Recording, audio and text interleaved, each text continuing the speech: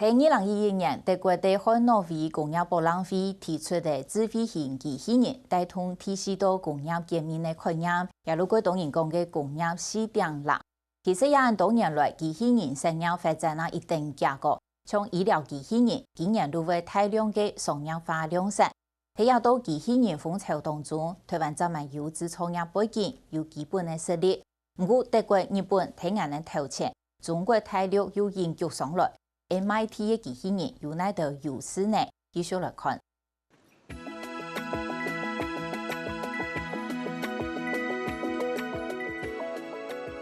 同下身坦太人聽起起來醫療機器人，用自投影的模擬搬運機器人，模最推人去做些產業機器人，同天路板生產線行做插籃片的些，工研院的智慧機器人實驗室度行有各種新形式的機器人。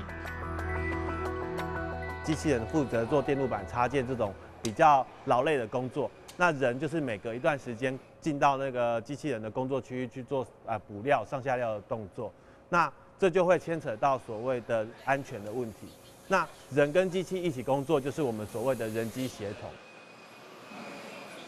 像要總經重複處理的是，也科技大廠常採用機器人來推，為了強調人同機器強壓做事同安全。機器人係講監測到有人落去生產線蔬菜架下，還會停下來，也研發輕型的掠出機器人，做到連人的速度熬唔到的方向，還做到又夾又準。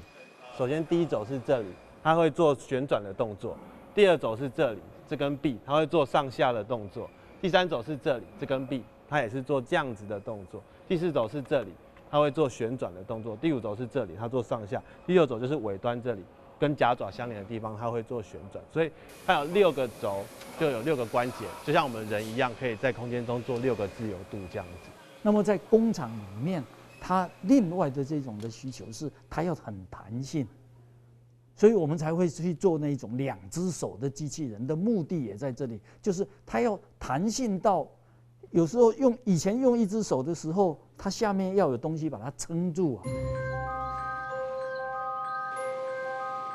也除咗產業界用青島掠出機器人，工研院同精密機械研究發展中心今年咪都發表輕型的松樹比切磋機器人，對掠出到切磋加行較自由，安尼要準就行較難。工研院開始做機器人產業，清早喺到民國72年，這樣是主要係同國內創新設備生產天數，不過現在一道工廠使到國外去，機器人嘅技術慢慢發展到以後，關鍵人做起冇辦法同國內生產。規則發展就停下來，按多年來機器人又開始發展起來。喺現正到2011年，德國同漢諾威工業博覽會提出智慧型機器人，帶出第4代工業革命，咩最所講嘅工業4.0。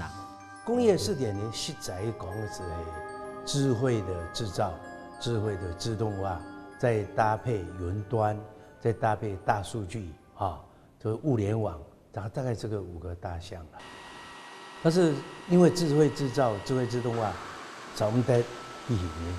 在民國95年開始的時候，因為整個相對應電子產業設備的技術成熟 ，ICT 技術的導入，那整個環境面的需求的使用也逐漸的成熟，所以在民國95年以後，整個工研院又重新投入機器人的開發。在工廠的自動化製造裡面呢，我們將來就可以不用寫任何程式，我們用操作員的方式去帶領着機器人，就跟媽媽帶小孩一樣。帶着他的手去寫字，然後這個機器人呢就會把中間的軌跡記錄起來，然後之後呢，它會自動重複這個動作。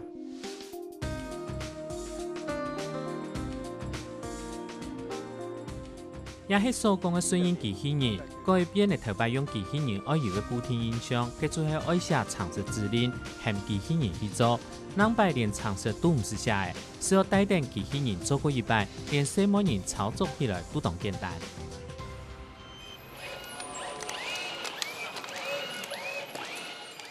穿戴式機器人行喺未來不斷要發展的產品，而控制佢嘅蔬菜做頭書包下擺，一兼製作得同下身坦太人聽機器來行。現時國外搶安樣嘅機器人，一套同一度做喺新台幣幾百萬元。工研院按算同國內研發，讓主權做清同國內生產，安樣成本就應該控制到800元以下，一下做專業技術咧。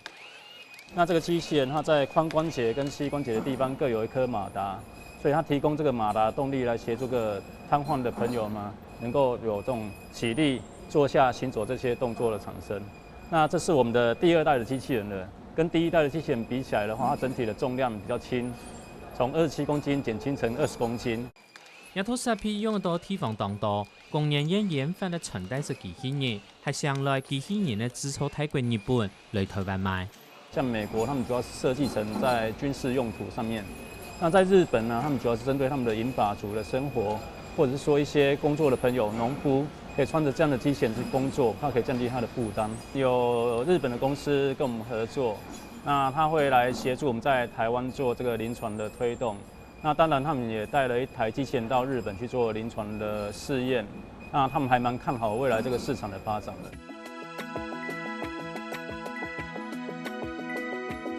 以因人拜医疗需求，除了研发穿戴式机器人，3月嘅今年推出了第一批大量生产的福建机器人，上昨日送本中华基督教医院用，也喺台湾头一台，一道福建病人上怎么用？那复健呢？以前都要复健师要亲自用他的手在那边做复健的工作，但是你也晓得，有些人的手他有个重，有时候会轻，有些重。现在有一个机器人的复健的这样的一个设备，这是最好的。该复健，不是按照该护士都该看啊，该护士来看你这个该脚来听筒嘛，不会按规律啊。还有该复健机器人的这训练，即使用动规律啊，那20分钟比你这个做1点钟，该效果好啊。医疗用的机器人市场动态，一套内视镜扶持机器设备已经测试过的，准批大量生产来卖。未来所有内视镜疗程都用得，医护人员总是紧徛在内视镜，徛到速度远，所以医生看到哪，内视镜就行到哪。他就看这个荧幕，好像现在这个医生开刀就不用看这个直接看病灶的部分，大概就是看这个荧幕的部分。那看这个荧幕，他就直接用他的脚来去控制，他就可以直接指向那个地方。机器人产业，其实我们知道，机器人发展的过程当中分成2个重点，一个是产业型的机器人，一个是服务型的机器人。那服务型的机器人，全世界都在发展，不过它是一个方兴未艾的产业。那发展的趋势会是什么？掌握度不高。那所以国内目前的发展最重要的是在产业型的机器人。产业型的机器人有各种的形式，没有假胜利。产业建认为，社会向老人家进来进多，能摆服务型的机器人市场天出动态。国际研究机构做暗算，全世界今年抢起服务型机器人的胜利，至少只有250亿美金。这个2个的方向，对于高龄化、少子化来说，我们预期是服务型的需求会向这个手机啦，会类似像这样子的这种发展，就是说，当它的量会有很大的这种爆发的这种情形。机器人生产线带来的胜利，你上来天子太厂上菜想生产机器人，最原在机器人生产线加上国内外太厂要求一路参观拜访，和上同佢合作。其实话係天子日無前咩機械概念，要係用推廣想法去看機器人，想合作強派以來。台湾美酒当台建的非常成功的天子宴动作线像我来请我哋有冇合作？我哋兩個同事講，你要唔合作，因為關嘢都冇通冇空呢樣有冇合作咯？係冇咯？你總係想可能要買技術。台湾機器人悄悄同國際上打出名聲，不過頭前有強國德國、日本，後背有中國大陸，相對制造大國發展到制造強國。最近才按算，中國大陸面試親手20人隻素材，想做機器人，不過所談等時代進步，佢認為唔是少太多。你自己都擔心佢冇辦法，佢很久沒有發展啦，沒中國大陸啊，所以冇一直只擔心中國大陸。但是呢，你这个进步啦，唔啦啦，我了解重点。因为我们在公计机在机器人这一边本来就有一些底，所以我们做起来呢，事实上这几年的发展算是速度是比我们预期的还要快，而且相对着其他的国家，我们输赢啊，我们落后他们大概就是5年左右、10年左右这样的这种情况，但是我们追赶的速度呢，就不可以有5年、10年了。